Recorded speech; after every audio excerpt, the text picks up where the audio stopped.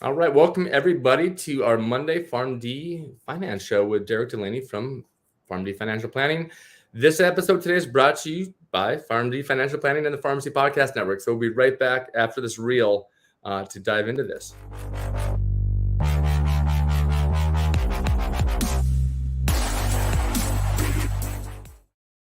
All right, Derek, last week we had a fun conversation with Robert, just talking about insurances that we all need. This week, another helpful topic that you thought of, and you actually had a blog about it this weekend, because I'm like, you know what, that'd be a great topic to dive into further as far as our house. Is it a retirement asset? Me, non-finance guy, thinking obvious yes, but you've tricked me before on questions like this. So I'd love it. Thank you for joining us, Derek. I'd love it to just dive into it.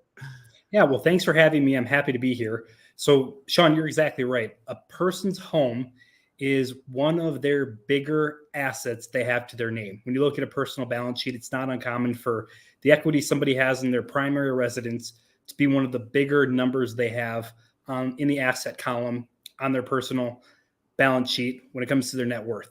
So then the question always comes up, how do you best utilize your home for your future financial benefit? And majority of people will take that conversation and they try to in that looking at your home as an investment is the appropriate way to do it, where instead people need to look at their home and the equity they have in their primary home as a retirement asset, not an investment. And I think there is a distinction between the two that a lot of people get tripped up on. Okay, let's get into that, because you lost me. Yes. You lost me there. So when people think of an investment, they think about, and rightfully so, rate of return they can get on that investment, right? Where if you had $10,000 and you invested it in the stock market, you'd hope that over time it would grow. You'd be able to see that appreciation, and you'd be able to capture that growth, that excess money, and utilize it somewhere else and hopefully compound on that or spend it on something else. Well, when it comes to your home, most people don't do that. You buy a home to really stay in.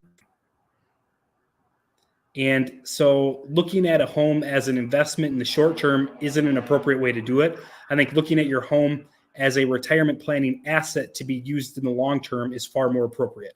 Does that make sense as far as that distinction? Yeah. Yes. Thank you. Okay. So then the next question always comes to the forefront of people's minds, and that is, well, how can I utilize my home as a retirement asset? And I have 3 easy ways that I can review with you today, Sean, about how people can potentially utilize their primary home when they think about their retirement planning, specifically retirement planning that's going to take place in the future. Let's hear them.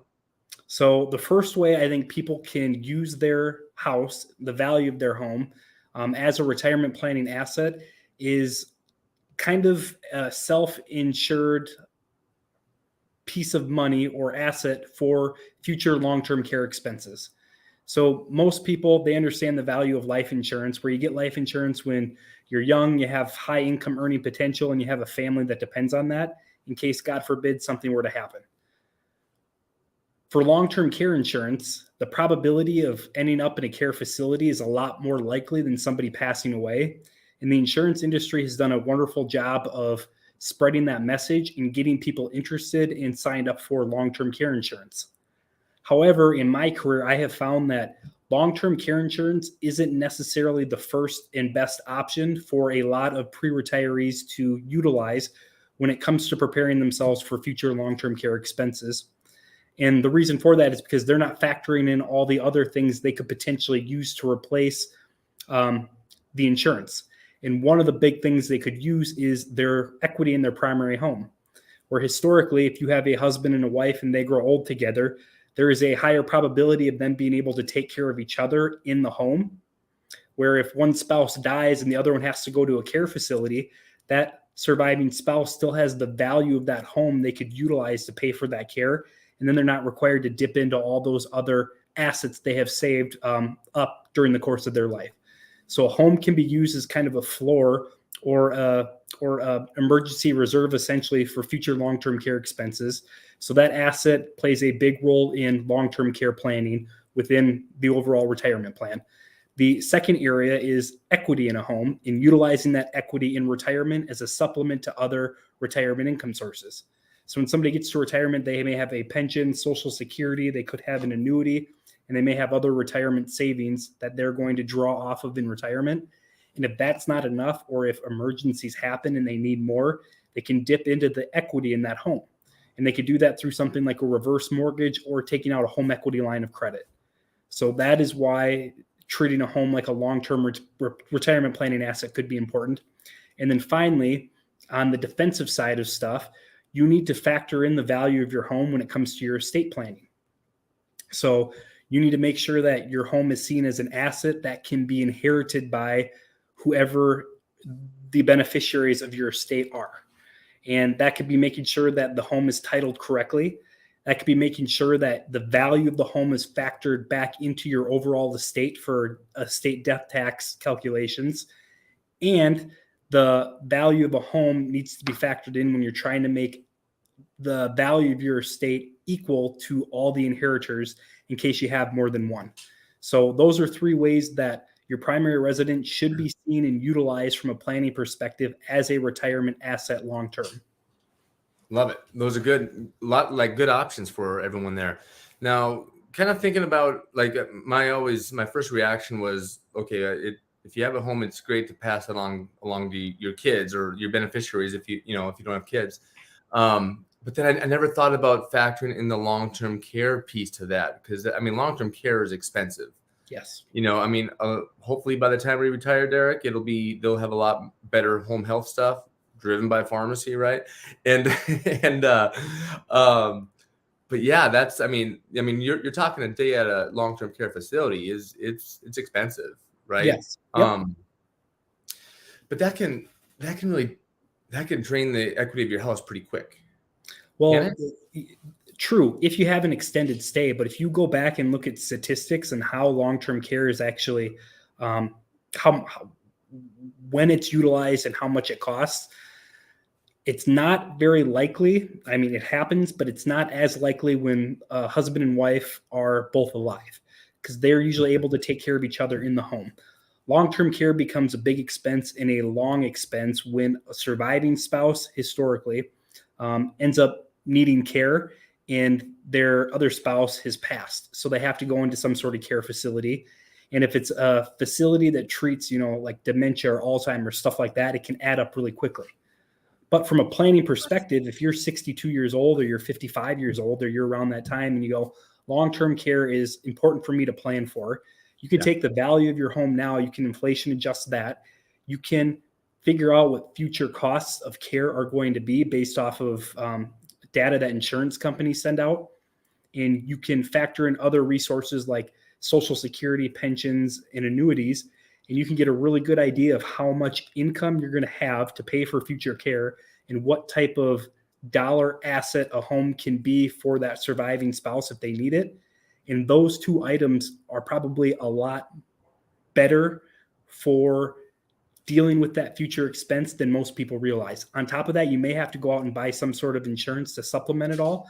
But for a lot of people, it's enough in some situations. Yeah, that sounds great and lovely, but I think I'm just going to hire you to figure that out for me, because that sounds like a lot of calculations and a lot of things to plan for. But you need to do that work or have someone know what they're doing to do that work for you, so you do it correctly, kind of like you did for me last fall when I got my retirement from the W-2 job. And Sean, you nailed it right there. That is exactly why I think homes should be considered a retirement planning asset, because that asset is going to be important to make sure it is aligned with all the other financial stuff you have in your life, to make sure it's all working in unison for the betterment, regardless of what area of retirement planning you're looking into. Because there's going to be tax consequences, estate planning consequences, insurance consequences that are all going to come back to, or those decisions are going to be made based off of how you view and value the equity you have in your primary residence. Yeah, that's fascinating. And that's good. Because how about this? So let's just say you're like you, Derek, you're young family, you have a home. Anything you need to do to protect that asset as you're going through life?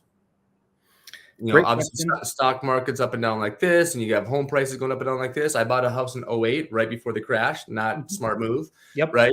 And it's like, what do you do? What do you do to protect that asset? Well, one, I think making sure you have enough equity in the home right away, making sure you have some sort of down payment is important. Because then if things go sideways, like what happened in 2008, you're not underwater instantly. The other thing is to make sure that your payments on that mortgage don't overtake too much of your take home income. And underwriters for these mortgages look at something like that. And I always tell people, don't let your mortgage become more than 25, I would say 35, 40% of what your take home income is, because that mortgage is never going to go away. And when things happen in your life that are going to pull away from your income sources, that's going to leave a shortfall in important areas like making that mortgage payment. So making sure you're not overextending yourself and making sure you have instant equity when you buy that property is really important. And then long term, making sure you have proper insurances in place for that property. Where if you've owned a home for the last 10 years, chances are that house is probably really appreciated in value. Going back and working with your insurance rep to make sure that you have proper coverage on that home that is aligned with how much it's appreciated over the last handful of years could be very, very important. So those simple things done systematically over the course of home ownership can add up to big benefits long term. It's awesome. Awesome advice. Good stuff, Derek. I'm out of questions, but do you have anything else that you want to drop on us before we head out? Specifically about your home, again, I just caution people, don't look at your primary home as an investment. So a lot of people get caught up and go, if I can get a deal here and buy it for this and get this interest rate, and then I can, turn around and flip it and maybe get a bigger home. It's great to have that in the back of your mind. But the primary reason why you buy a home is for shelter and to do things in it like raise a family. So don't get too caught up short term with trying to make sure your home is utilized to its maximum potential as an investment, but longer term, understand that it could be a very valuable retirement planning asset that you need to incorporate with all the other retirement decisions you make leading up to and into retirement. Awesome advice, Derek. Appreciate it. Thank you. You're welcome. Happy to help.